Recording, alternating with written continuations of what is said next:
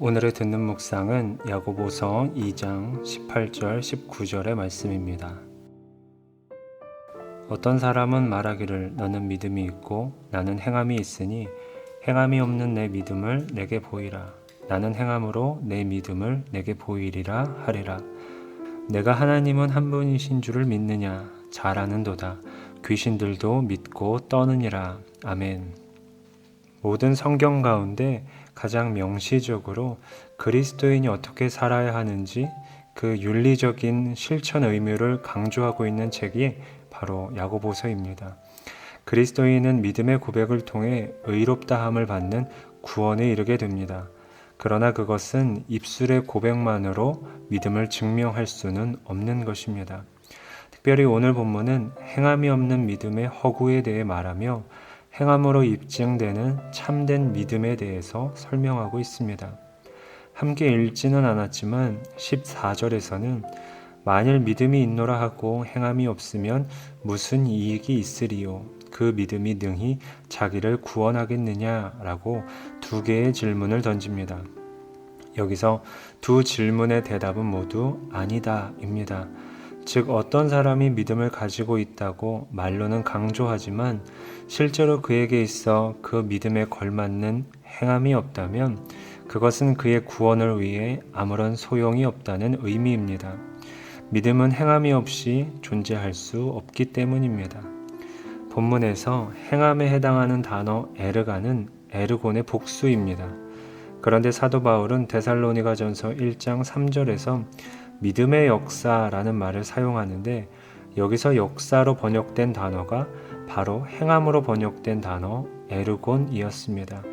이는 행함이라는 것이 믿음으로 말미암아 그의 삶에서 자연스럽게 살아 움직이는 행위로 그런 행동 하나하나가 켜켜이 쌓여 결국엔 역사를 만들어가는 것을 의미합니다. 오늘 본문 18절에서 나는 행함으로 내 믿음을 내게 보이리라 라고 말합니다. 여기에서 보이리라에 해당하는 단어 데익소는 직설법 미래 능동태입니다. 즉 저자가 가지고 있는 믿음이 참 믿음이라는 것을 반드시 상대방이 보는 눈앞에 명백하게 제시하고 말겠다는 의지와 확신을 담고 있는 표현입니다.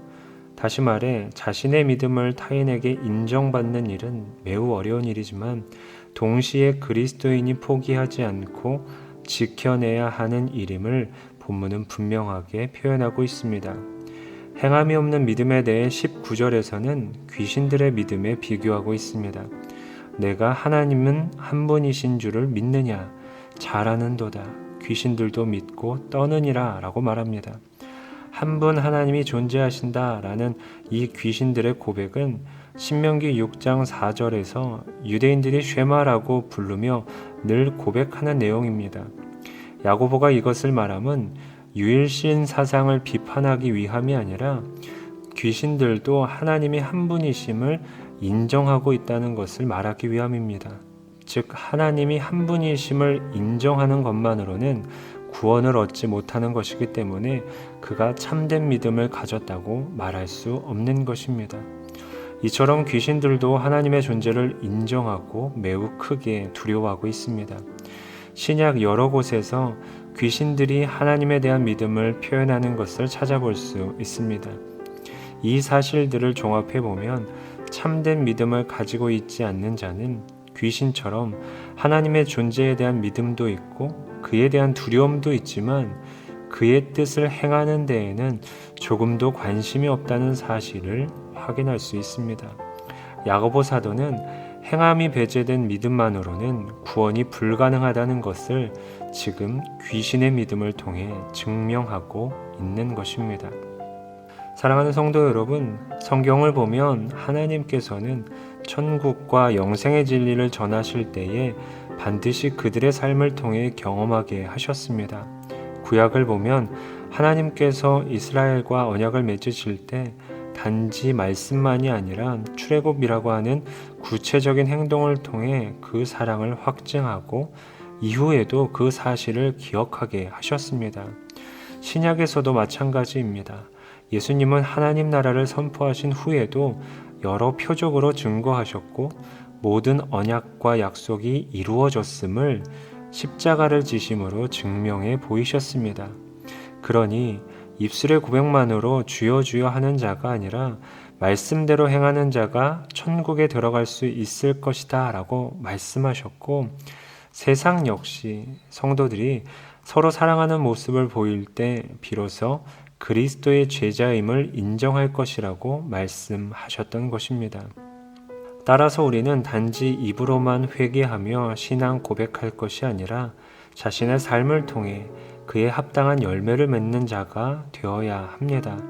또한 실제로 서로 사랑하며 섬기는 삶을 통해서 사랑과 평화를 외칠 수 있을 것이며, 우리의 행함을 통해 믿음과 천국의 실제를 분명하게 증명해 보일 수 있을 것입니다. 여러분의 삶을 통해 여러분의 참된 믿음이 다른 이에게 드러날 수 있는 한날이 되기를 우리 주님의 이름으로 축복합니다. 생각해 볼 질문입니다. 어떤 삶의 모양을 통해 여러분의 믿음을 증명해 보일 수 있을까요? 오늘 주신 말씀과 마음들을 기억하며 잠시 기도하도록 하겠습니다.